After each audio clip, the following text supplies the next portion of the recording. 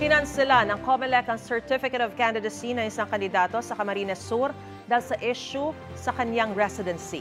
Dinisqualify rin ng COMELEC ang isang congressional candidate sa Quezon dahil naman sa issue ng umano'y vote buying. May unang balita si Sandra Aguinaldo.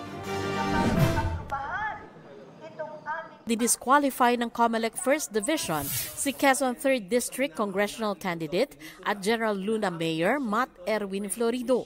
Ang ilang naimbitahan umano sa isang pagtitipon, binigyan ng t-shirt at sobrang may lamang 1,000 piso. Ayon sa dibisyon, hindi sila kumbinsido sa paliwanag ni Florido na ang pagtitipon ay para lang sa kanyang campaign staff at volunteers. Hindi rin pinanigwalaan ang paliwanag ni Florido na ang 1,000 piso ay cash advance sa mga volunteer na kailangan nilang i-account o isauli kung hindi nagamit. Pero nilinaw ng COMELEC na pwedeng umapila si Florido at nananatili sa balota ang kanyang pangalan. Binibigyan ng pagkakataong i-apila ito sa COMELEC NBank. Pwede nating maisampa pa ang kaso sa Korte Suprema. Itinanggi rin niya ang paratang. Hindi totoo na namimili ako ng boto at kailanman ay hindi ko yan gagawin.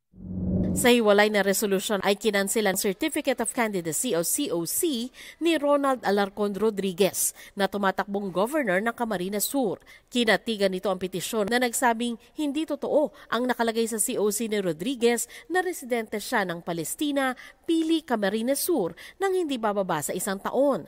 Paliwanag ni Rodriguez, may mga dokumento siyang nagpapatunay na sumunod siya sa residency requirement.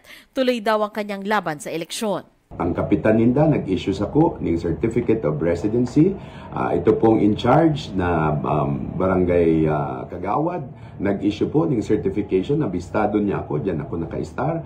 And of course, yung mga delivery receipts, yung mga utilities, and many other documents ang papatunay po kaya.